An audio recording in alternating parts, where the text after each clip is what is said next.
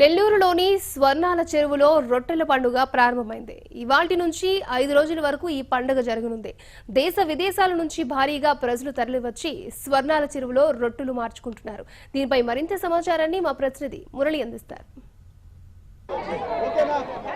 మత సామరస్యానికి ప్రతీకగా మారుతున్నటువంటి నెల్లూరులోని స్వర్ణాల చెరువులో రొట్టెల పండుగ మహోత్సవం ఘనంగా ప్రారంభమైంది. ఇవాల్టి నుంచి 5 రోజుల పాటు వేడుకగా నిర్వహించున్నటువంటి ఈ రొట్టెల పండుగ కోసం దేశ విదేశాల నుంచి సైతం భారీ స్థాయిలో భక్తులు తరలి వస్తున్నారు.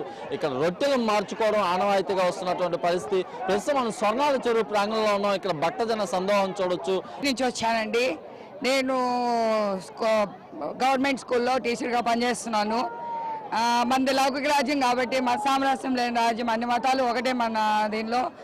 మా పిల్లలకు కూడా పాఠశాలలో ఒక పూలదండ అందంగా తయారవ్వాలంటే అన్ని రకాల పూలు వేసి ఎలా కడతామో అలాగే మన దేశము బలంగా ఉండాలి. అందరూ అన్యోన్యంగా ఉండాలంటే అన్ని మతాలు కలిసి ఉండాలి. మీకు కులాలు మతాలు తారతమ్యాలు ఏమి ఉండకూడదని మేము చిన్నపిల్లల నుంచి బోధిస్తాము. అయితే ఇక్కడికి వచ్చిన తర్వాత మీరు ఏం రొట్టె పట్టుకుంటున్నారు? గతంలో ఎలా తెలిసింది? మేము పాఠాల్లో మాకు వస్తూనే ఉంటాయండి ఈ పండుగల గురించి, వాటి గురించి. నేను సోషల్ ఇంగ్లీష్ టీచ్ చేస్తాను. మాకు ఎక్కువ పరిసరాల విజ్ఞానంలో దేవుళ్ళు పై వస్తున్నాయి కదా, వాటిల్లో మాకు ఈ రొట్టెల పండుగ అన్నిటి గురించి ఉంటుంది. నేను గత సంవత్సరం వచ్చి మా అబ్బాయిది ఓ విషయం కోరుకున్నాను. అది ఇప్పుడు నెరవేరింది. ఆ అబ్బాయి 5 ఏళ్ళు అమెరికాలో ఉండి వచ్చేసాడు. ట్రంప్ వచ్చాక మళ్ళీ తిరిగి వెళ్ళాలి అని అనుకున్నాను. తను తిరిగి వెళ్తున్నాడు. ఆ కోరిక అంటే అమెరికాకు కాకుండా కెనడాకు వెళ్తున్నాడు. ఆ కోరిక ఫలించింది కాబట్టి నాకు ఎంత హిందూ మతత్వం మీద ప్రేమ ఉన్నా, దేవుళ్ళ మీద ఉన్నా కూడా నాకు ఇది కూడా ఒక గట్టి నమ్మకం ఏర్పడి తిరిగి మళ్ళీ నేను ఇక్కడికి వాళ్ళకి వదిలేదానికి వచ్చాను. మళ్ళీ ఇంకో పర్పస్ మీద కూడా వచ్చానండి. నాకు చాలా హ్యాపీగా ఉంది. అయితే మీరు చూడొచ్చు, ఏదైతే ఇక్కడ రొట్టెల మార్పిడి కూడా ఘనంగా జరుగుతున్నటువంటి పరిస్థితులు కనిపిస్తున్నాయి. మీరు చెప్పండి అమ్మా, అంటే ఎక్కడి నుంచి వస్తున్నారు, ఎలా అనిపిస్తుంది? తిరుపతి నుంచి అండి. అంటే ఎలా అనిపిస్తుంది మీకు? అంటే గతంలో కూడా ఇక్కడికి వచ్చారు కదా, ఎలా అనిపిస్తుంది? అందరూ కలిసి ఉండడం, హిందువులు ముస్లిమ్స్ అంతా కలిసి ఉండడం హ్యాపీగా ఉంది. అంటే ఏ రొట్టె పట్టుకోవడానికి వచ్చారు, ఎలా? ఉద్యోగరీత్యా.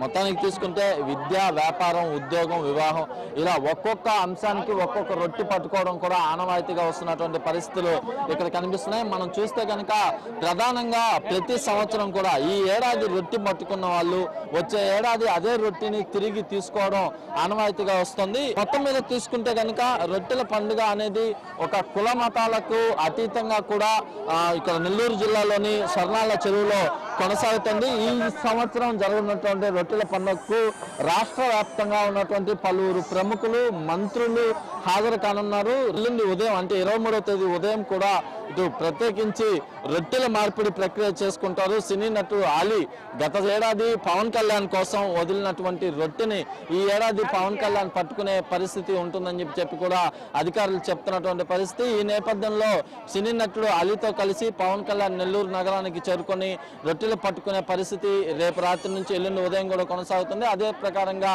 ఇటు రాష్ట్ర నలుమూల నుంచి కూడా ప్రజలు, భక్తులు, అలాగే మంత్రులు, అధికార అనధికార ప్రముఖులు కూడా వస్తుండడంతో పోలీసులు సైతం కట్టుదిట్టమైనటువంటి భద్రతా ఏర్పాట్లు చేశారు. దాదాపుగా 250 మందికి పైగా కూడా పోలీసులు భద్రతా వలయాలు కూడా ఏర్పాటు చేసినటువంటి పరిస్థితి కనిపిస్తుంది.